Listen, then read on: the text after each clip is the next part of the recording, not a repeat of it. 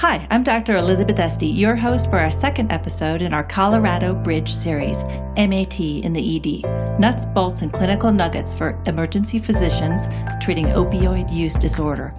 In this episode, we're going to be discussing MAT and what every emergency clinician needs to know about the life-saving intervention and how to implement it in the ED. Back with me today are Donald Stater and Steve Young. Don Stater, tell me how you became involved in MAT. Well, as we mentioned a little bit in the last episode, I became first involved in not using as many opioids. But then, when I heard about the fact that we could actually treat patients who came in with opioid addiction by using MAT, I became very convinced that this was the right way to do things. And the evidence has borne that out. And the practice has borne that out. And I'm very excited to dive into both during this episode. And Steve, you are an expert in addiction. You use MAT on a daily basis. Could you start with the basics? What is MAT? Okay, MAT stands for Medication-Assisted Treatment. Many in the addiction community want to keep the acronym but rename it Medication for Addiction Treatment. That changes the emphasis from the psychosocial treatments to the medication, which we now know is really the essential component of treatment. So Don, let's talk about the treatment of opioid addiction. What do you think ER doctors need to know? So this is a really, I think, loaded and complex question, but let me simplify it. We've been mistreating opioid use disorders and opioid addiction for a full generation. Most of us really misunderstand addiction and believe that all addictions behave similarly, and that's ridiculous. It's like saying all infections behave the same. Like if a patient came in with bacterial sepsis or pneumonia, that we're going to treat it like a virus, right? Or if someone had a fungal infection, that we'd be treating it with an antibiotic that's going to worsen their fungal infection. And that's just stupid, but it goes to show how rudimentary our understanding of addictions has been. And if you wanted to take that even a step further, I'd go so far as to say that we've been committing malpractice, not in the sense of violating the standard of care, but malpractice in the sense of ignoring scientific evidence, right? So here's what we've done with addictions. We've misunderstood them, and we've applied to all of them what we've been taught about alcohol addiction, which is that abstinence is really the only way to treat an addiction. And that is not true for opioid use disorder, because there are viable treatments that we can bring to the bedside, medications we can bring to the bedside, and that patients might be on long term. I couldn't agree more, Don. I'd like to reemphasize that point that opioid addiction is different than alcohol addiction. I think that our bias towards psychosocial treatment originates in the historic treatment of alcoholism, where abstinence and 12-step programs have proven most effective. The truth is, opioid addiction does not respond to the same treatments as alcoholism. Alcohol is a small, dirty molecule and has more global effects on the brain. It affects more receptor types and in more regions of the brain than opioids. It does share the final common pathway of all drugs of abuse, as we've already mentioned, in that it increases dopamine within the nucleus accumbens. Abstinence-based therapies, like the ones used to treat alcohol use disorder, generally do not work for opiate use disorder and have roughly a 95% annual relapse rate. 12-step programs have less than a 5% rate of sobriety at 1 year when treating opioid use disorder. That is nuts, and the fact that we try to apply these therapies, or we have historically tried to apply therapies that have a 5% success rate. We're not going to work for 95% of the patients that we see, but that's our go-to, is ludicrous, right? I think most of us would look at those numbers and say, wow, that's pretty dumb, right? So let me add to Steve's point, though, because there's another world out there, and that is the world of MAT. And when you actually start using MAT drugs, like buprenorphine, you find that we significantly increase patient sobriety and abstinence rates. And while the kind of numbers vary, if you want to remember one number, it's 50%. It's 40, 50%, but in my simple ER-DAC mind, 50% of patients who you treat with MAT will be sober or abstinent of using illicit drugs at 1 year. That's huge. That's a number needed to treat of 2, right? Rather than when you look at 95 versus 5%, a number needed to treat of 20. That's absolutely tremendous numbers. And not only do you just have an increase in the patients who reach recovery and reach sobriety and abstinence, but what you find is so many of these ancillary benefits. You decrease hepatitis C and HIV. You decrease criminal behavior by 80%. You decrease the number of patients who die. I mean, this is one of those therapies that we can apply and have tremendous, tremendous benefits for our patients. Don, it sounds like this is well studied and there's a lot of evidence behind what you're saying. Could you tell us about some of the evidence that backs up your claim that MAT is the way to go? Yeah, the evidence has really been ignored by us in the emergency department for a long time. So what me and Steve have done in preparation for this podcast is actually to go back and dig up some of the most important papers that we think ER doctors should know about. And ER doctors out there, don't worry, we're not going to take a deep dive. We're not going to talk about methods and p-values and all these other kind of variables that put us all to sleep. We're just going to give you the sweet, juicy nuggets of what you have to know from these studies. So Steve, let's have you take it away with our first. All right. The first study we'd like to look at is an oldie but goodie. It was done in Sweden in 2003 and published in The Lancet. They started off randomizing heroin-using patients into 2 groups. One group received buprenorphine, 16 milligrams per day for 1 year, and one group received a 6-day buprenorphine taper followed by a placebo for 1 year. Both groups received intensive group and individual counseling. The primary endpoint was 1 year retention in treatment. The daily buprenorphine group had a 75% 1-year retention rate. The buprenorphine taper, then placebo group, had a 0% 1-year retention rate. The 1-year mortality rate was 0% in the daily buprenorphine group and 20% in the buprenorphine taper, then placebo group. The study demonstrated that buprenorphine dramatically increases retention in treatment at 1 year, buprenorphine significantly reduces 1-year mortality, and counseling added little to its effectiveness. I'd like to add that this study could never be done today because buprenorphine is a proven treatment, and this would never pass an IRB. Our second study comes from a Cochrane review, so a big-time meta-analysis, right? And what this did was study the effectiveness of any psychosocial support plus an agonist maintenance therapy versus standard agonist treatment for opioid dependence. So basically, if I can simplify it, you got an agonist, such as buprenorphine, and psychologic support versus getting an agonist without as much psychologic support, right? And this pulled together 35 studies with over 4,000 participants and patients. And it found that adding any psychosocial support to standard maintenance treatment does not add additional benefits. It's important to note that standard maintenance therapy at methadone clinics does include some counseling, but I think that what you should take home from this is that the most important piece to treating opioid addiction is actually to use the medications. The medications are really the key here in helping patients. Right, Don. And to add to that, one commonly shared view in the addiction community is that there is an inverse relationship between the importance of the agonist and counseling over time.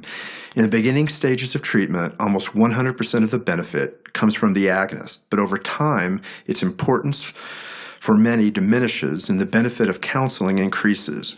Relapse prevention strategies are developed and co-occurring psychiatric conditions are addressed.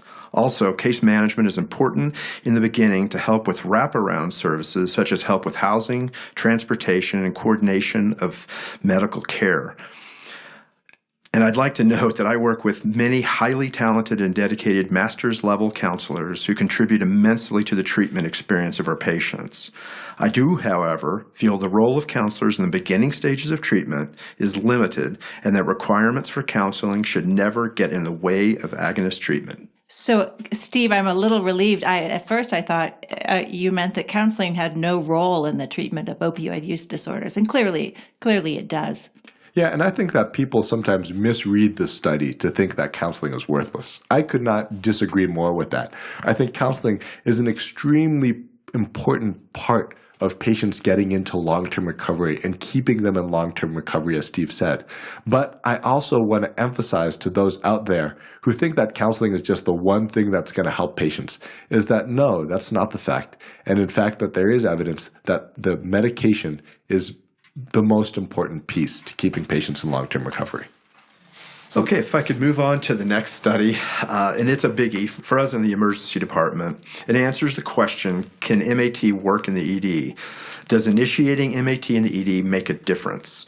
This study was published in JAMA in 2015. Primary author was Gail D'Onofrio.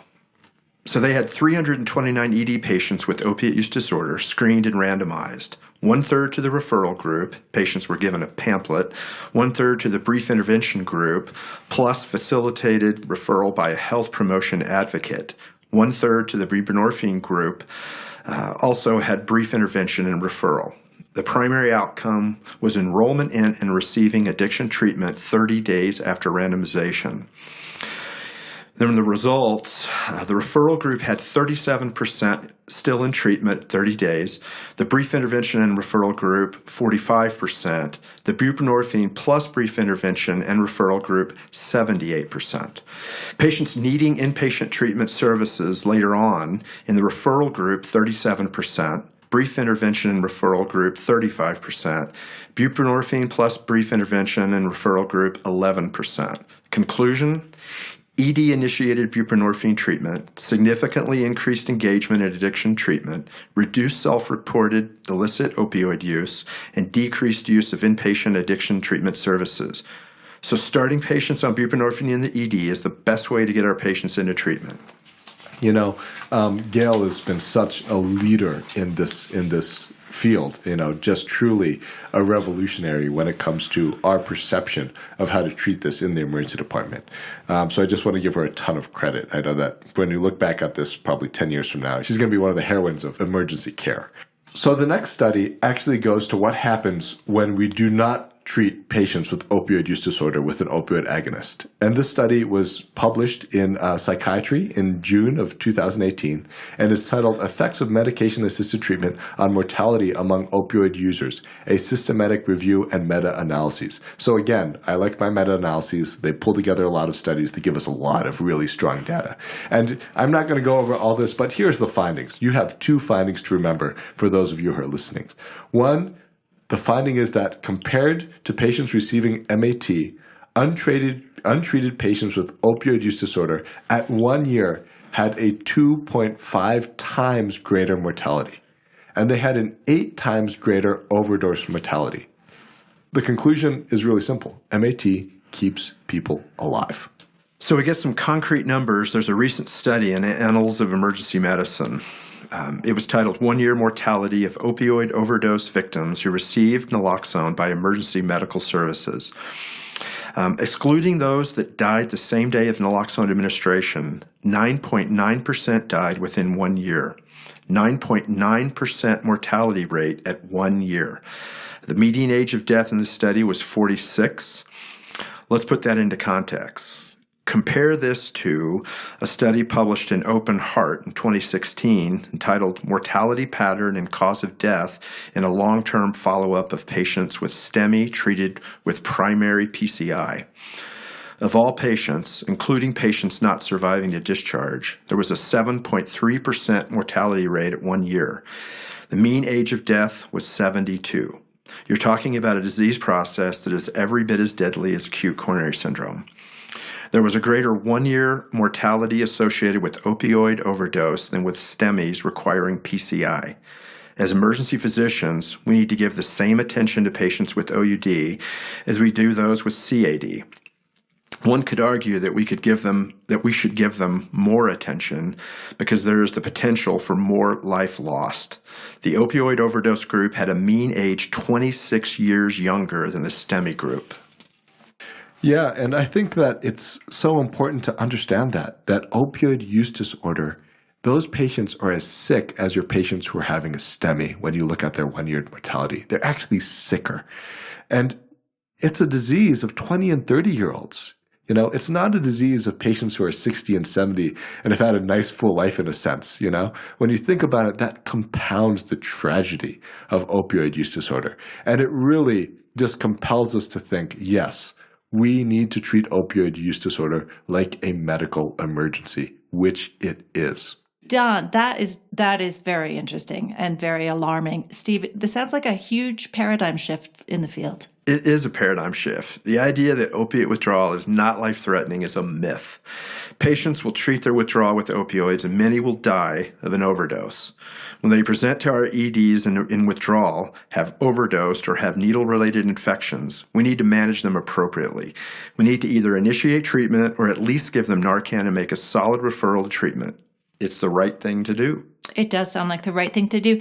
So what are other countries and states doing? Have any other states or countries had success in implementing MAT widely and changing the trajectory of opioid overdose death? You know, yes. The simple answer is yes. And I'll have to pull the studies for this because we didn't prepare them and I don't have the study names. But let me give you two examples.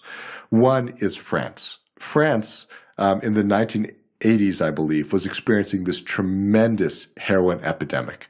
Really, tens of thousands of French people were dying. And what the French government said was, oh my gosh, we have all these patients dying and all these patients getting HIV from IV drug use. And what they did was completely liberalize and really push the availability of buprenorphine. So we had this buprenorphine then being used to treat all these different patients. And here's what they found from this, and I remember the numbers because they're pretty damn dramatic. You had, over 8 years, a 90% reduction in heroin overdoses. You went from, at the peak of their epidemic, 50,000 people dying each year of heroin overdose, and you decreased that to 5,000. You had an increase of buprenorphine to levels which I believe were almost a little south of 100,000 patients who are being treated with buprenorphine. And that just goes to show you, when you treat a medical disease like a medical disease and you use proven treatments like buprenorphine, you can really have huge effects. A lot of people will say, well, that's great, but them Frenchies aren't us Americans, right? They don't eat red meat. They drink all that wine and eat all that cheese. And they have socialized medicine. And they have socialized medicines. And they have syringe exchange much more available. Damn commies. Just kidding. For all the French people out there, we love you too. But this has been proven here in America as well. And the place that did it as actually a published study is Baltimore. Baltimore had this huge epidemic of heroin overdoses and drug overdoses, especially in the late 1990s. I think, if I'm remembering right, they had around 300 people die. They really pushed to, one, have more methadone, and then two, in the 2000s, really pushed to increase buprenorphine availability. And what happened to their overdose rates? It's not a mystery. It's pretty much a linear relationship, that their overdose levels were cut by 2/3. I think it was like in the later 2000s, like 2009 or so, that their overdose rates have decreased to 100. So from 300 to 100, all by using more buprenorphine to treat opioid use disorder. So it sounds like the literature clearly shows us that MAT works. And I can't help but notice that a lot of this literature is old. This is therapy that's been used for decades have gone by. So it works. How many people in the United States are getting it? You know, the treatment gap here is really atrocious. That's the word I'd use. It's an atrocious treatment gap. We in medicine have ignored these proven treatments for so long. And when you look at the country, it's as high as 90% of people are not getting the treatment they need. Here in Colorado, we have a treatment gap of 75%. 3 out of every 4 people who have an opioid use disorder are actually not getting the treatment that might save their lives. Yeah, Don, could you imagine if 75% or 3 out of 4 people in Colorado with coronary artery disease, heart disease, cancers, diabetes were getting treated? That would just blow people's minds. Oh, yeah. There'd be friggin' riots, right? If we denied treatment to that many patients of another disease process. And it just goes to show you how powerful stigma is and how powerful inertia can be. This is the way we've always done it. Those patients don't deserve treatment. It really is one of the greatest tragedies of modern medicine, is that we've not treated this disease. I both love and hate to play the devil's advocate here, but I'll bet some of your listeners are thinking, is this treatment? You're giving opioids to people with an opioid use disorder. Is that part of the cause, perhaps, for this treatment gap? The simple answer is yes. I've heard so many emergency physicians come up and say, well, why are we treating an opioid addiction with an opioid? Aren't we just trading one addiction for another? Especially after Colorado has made huge efforts to reduce the prescription of opioids. And here you're advising that we prescribe an opioid. Or a partial agonist. Yes, or a partial agonist. And here's what I'd say. For people who say that you're changing one addiction for another, I would go back to the definition of addiction and say, you know what? You don't understand what an addiction is. Because what we do when we actually treat patients who have an opioid addiction, right? They have dependency plus all these tremendous behaviors that are destructive to themselves, to society, to their families, to our culture. When we actually treat them with an agonist like buprenorphine, all you change that addiction for is a dependency. They still are dependent on an opioid, but what goes away are all those things that we don't like. What goes away is their criminality. What goes away is the fact that they're not participating with the families. What goes away is the fact that they're homeless or don't have a job. Once you stabilize people on buprenorphine or on methadone, they're able to put their lives back together. They're able to participate in society. They're able to hold a job. They're able to do all the things that we actually care about. And that's a huge and transformative treatment that we can provide our patients. Don, I apologize, but I'd like to circle back to some neurobiology. Oh my gosh, I'm rolling my eyes. Go for it. All right. The long half-life of the drugs we're about ready to discuss, buprenorphine and methadone, are what create a steady state that prevents the cycle of intoxication and withdrawal. This allows neurotransmitters and their receptors and neural pathways to normalize and will eventually allow the brain to heal. This is not trading one addiction for another.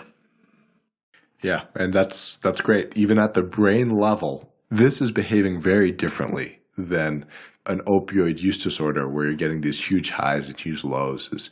It's stable, the brain is repairing itself, that neuroplasticity is kicking in. You're no longer having programmed cell death from overusing and having these huge floods of dopamine. And really, when you look at the molecular level and the personal community level, the micro and the macro are reflecting one another. And I hope that really puts the dagger in that concept that you're trading one addiction for another. So I've heard people compare the current opioid epidemic to the HIV and AIDS epidemic of the 1980s. How valid do you think that comparison is? Well, here's what I'd say about both, is both of these epidemics were tremendous tragedies, and that really captured the focus of the entire nation, right? I remember the fear associated with that HIV epidemic. And, that HIV epidemic had this huge ramp up where it went from nothing in the 1980s to suddenly droves and tens of thousands of patients in the 1990s were dying. And that very closely reflects this opioid epidemic, where we've had this kind of tremendous and rapid increase of death. Here's how I'd say they're different. In 1995, we had around 42,000 Americans die of HIV/AIDS. And you know what happened in 1995? Do any of you remember? Yeah, we developed antiretrovirals. That's right. We invented new drugs to treat HIV, and it changed the game. We were now able to go to the bedside and offer HAART, right? Highly active retroviral therapy, and patients stopped dying. Patients got better. And what you see is one of the most remarkable tales in all of medicine, where in 1995 we had 42,000 dead Americans from HIV, and 2 years later, in 1997, only 16,000 people died of HIV/AIDS in America.